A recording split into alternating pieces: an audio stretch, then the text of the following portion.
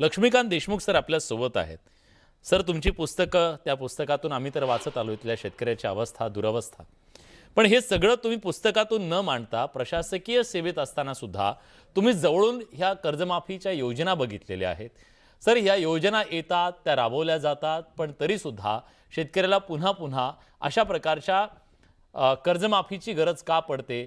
नेमकं चुकतंय कुठे? हे अपयश नेमकं कुणाचं आहे? कर्जमाफी पुन्हा पुन्हा करावी लागते. हे सरकारचं नक्कीच अपयश आहे. कारण जे मूळ दुखणं आहे, म्हणतो मुक्ती व्हायला पाहिजे आणि त्यासाठी शेतकऱ्यांना दरवर्षी ते जे पीक घेतात त्याचा त्याला रास्त भाव मिळाला पाहिजे. त्याची आपण व्यवस्था अद्याप करू शकलेलो नाहीत. त्यामुळे पुन्हा पुन्हा दर 2-3 वर्षांनी आपल्याला कर्ज वाढत गेलं की आपल्याला कर्जमाफी करावी लागते. आता ही कर्जमाफी जी झालेली आहे ती शेतकऱ्यांचं फक्त जे बँकेचं किंवा इतर कर्ज आहे ते माफ झालंय. का अर्थ ही बँकेची पूर्णपणे थकलेलं कर्ज वसूल झालेलं आहे. परंतु गतवर्षी जो ओला दुष्काळ पडला होता, हो. त्यामध्ये जे पिकाचं नुकसान झालं आणि त्याला प्रधानमंत्री फसल बीमा योजनेअंतर्गत फारच कमी मिळालेलं आहे.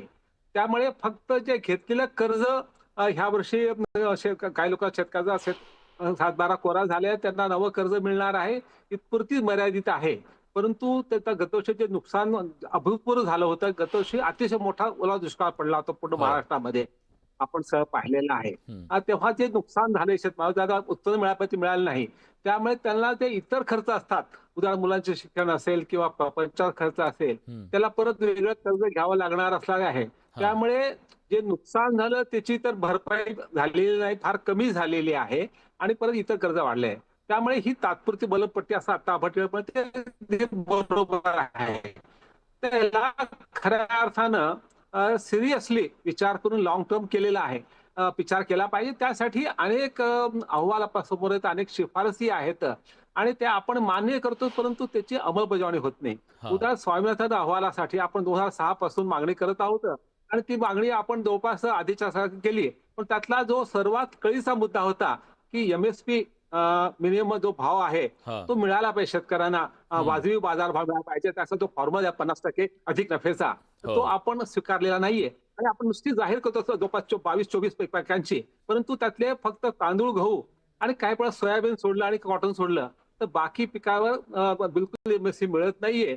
त्यामुळे जेव्हा सर्व अडचणीवर मात करून हं. शेतकऱ्यांचं पीक बाजारात येतं तेव्हा भाव कोसळलेले असतात. हां. आधीच तर वाढतं तापमान आहे, ओला दुष्काळ आहे, नापिकी आहे, अशा अनेक समस्या असतात.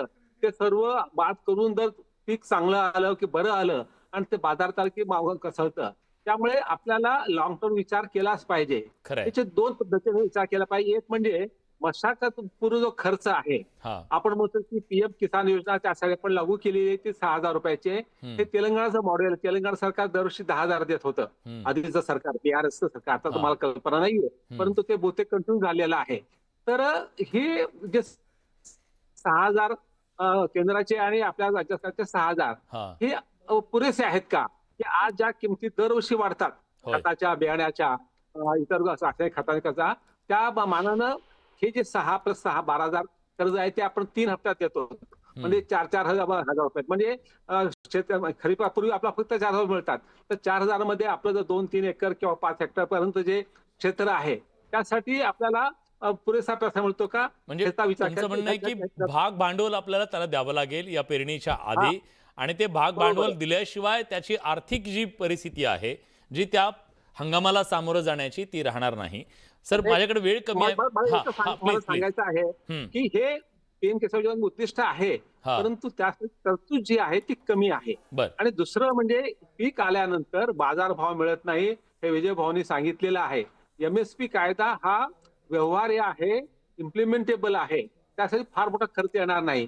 एक आकडेवारी देतो की मागच्या आठवड्यामध्ये अशोक गुलाटी ह्या तज्ञांनी एक लेख लिहिला होता इंडियन एक्सप्रेसमध्ये हां. आणि आपण यावर्षी आपल्याला 2.5 लाख कोटी रुपये युरिया खर्च करावा लागणार आहेत आणि तिने सांगितलं की गेल्या 15 वर्षामध्ये युरियाचा भाव आपण वाढवू दिला नाही. सबसिडी वाढत चाललेली आहे. त्यातली सबसिडी कमी झाली, ती असल्यामुळे त्याचा वापर जास्त होतो. परंतु पोटॅशियम आणि कॅल्शियमचा वापर कमी होतो. तर त्यामुळे थोडंसं इम्बॅलन्स जे आहे, शेतीच्या मातीचं जे आरोग्य आहे ते बिघडलेलं कुठेतरी हा एक भाग आहे. तर तेव्हा ह्या सगळीचा विचार केली तर आपल्याला एमएसपी परवडू शकते. त्यासाठी अनेक पर्याय आहेत. त्यातलं एक तर म्हणजे दरवर्षी त्यांना नुकसान भरपाई दिली पाहिजे किंवा भावांतर दिली पाहिजे. तर ह्या किंवा आपण बरोबर. हे हे हे इंधनाच्या उपाय बाजारावर उपाय तुम्ही उतरल्यानंतर सांगितले तुम्हाला सर. करता येईल. मी सदाभाऊ खोत यांना विचारतो